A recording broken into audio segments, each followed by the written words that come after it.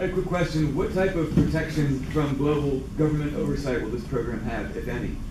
So the question was, what type of protection from global government oversight will this program have, or should it have? It better have good protection.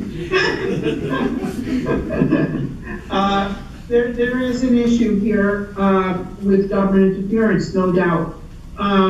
But I think this is doable. I don't think that the governments will regard this as a major threat to them until it's pretty far along. I mean, you'll have to deal with regulators controlling launches and so on. You'll need lawyers. You'll need money, no doubt about it. But I don't think that there are insuperable government obstacles to this at this point, other than the fact that the governments have proven themselves unwilling to do it themselves. Okay, sir. Thank you. I'm Dave Davidson. I'd like to hear Dr. Zubrin's perception of the obstacles other than financing to Mars One accomplishing its goal of getting the first colonists to Mars within 10 years. So, sir, the question was about the other than financial obstacles to getting the first colonists to Mars within 10 years. Okay, you'll need a heavy lifter.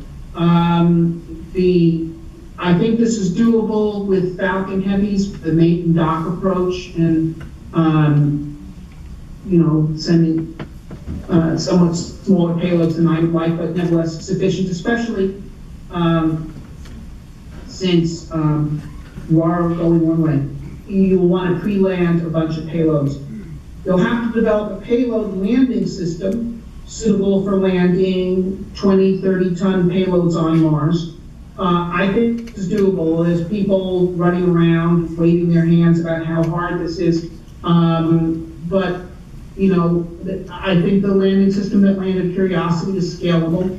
I also think that you could do it with rockets under the vessel instead of aloft, as Curiosity did. I think you're going to have to develop very reliable life support systems. Water recycling is very important, efficient water recycling. You're going to have to develop systems for extracting water from the Martian soil, make them flight ready. You're going to have to develop a lot of systems for making use of Martian resources. We've demonstrated a lot of this in the lab, both at my company and other companies. Systems for making methane and oxygen, systems for making methanol. These will have to be turned into flight hardware. Right now, they're advanced laboratory prototypes. I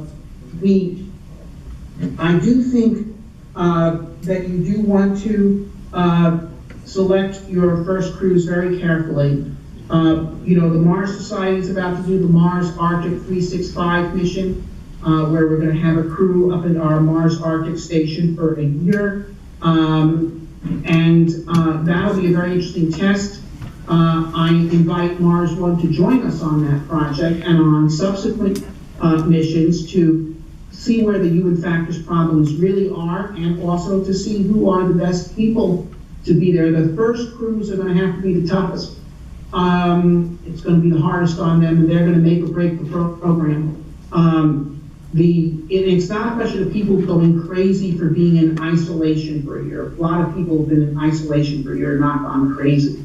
And okay, your family were in an attic for 2.5 years. But it's a question of getting people that can work together and get the job done under those stressful conditions.